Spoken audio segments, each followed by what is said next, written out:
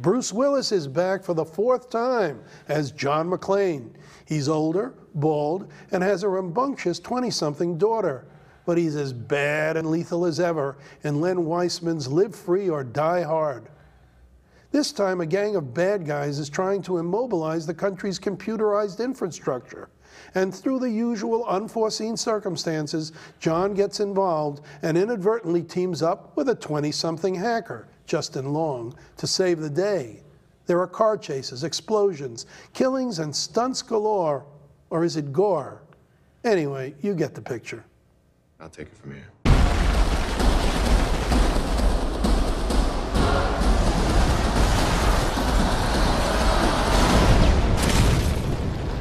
You just killed a helicopter with a car. I was out of bullets.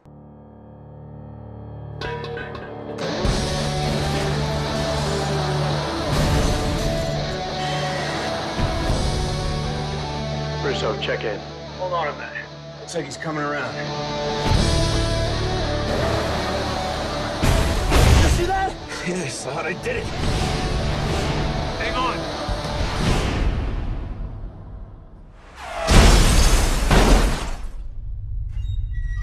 Officer McClane, I need you to behave. Daddy? I've got to say this right off the bat, so I'm right there with it. Bruce Willis is an amazingly charismatic actor.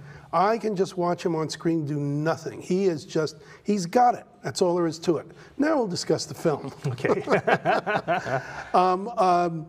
He has been doing, ever since Armageddon and maybe before that, this idea of working with people from another generation. Right. He knows he's getting older. Yes. And so even in this film, he's got a lot of young people in here as his wonderful character of McClane, a real Luddite in so many ways, Right. now is right in with the computer situation. So it's enjoyable, but you know, the clever repartee that he would have, even though it was minimal, is now virtually gone. Yeah.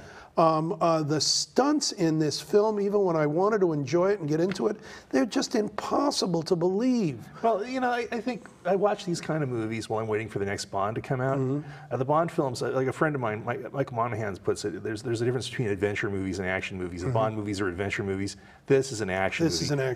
This is like Sonny Liston versus, you know, like the Muhammad Ali of like an adventure film. Yeah. Something that just like has a lot of different stuff going on. This is just like a lot of force.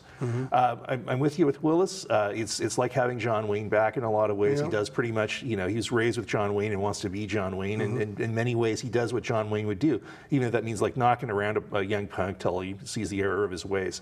Timothy Olyphant is the villain. Olyphant was a very interesting actor in Deadwood, and I think basically he tried to get rid of anything that was interesting or had any color in it to play the villain in this. Dialogue gets real misogynist at times. It bothers me a lot, actually. Clever plot. Loved the little you know, communication with the terrorists, the little collage messages that they send the nation. That was marvelous stuff. But you know, it's eventually. I think the slightly defeatist tone of your introduction kind of sums it up. Here it is. You know, it's pretty much as advertised. It's not going to make anybody any smarter, but you know, it'll keep them amused, and then they'll forget all about it in 2 hours later. Right. Meanwhile, so, yeah, the country burns. Yeah, that's right. Now, let me say something about this. There were some of those things in there that really disturbed me, though. Yeah, yeah. There are little messages. Well, it's based on a nonfiction article now. Well, but the first thing I want to say is the gang, the crew that does all the violence in here, they're French.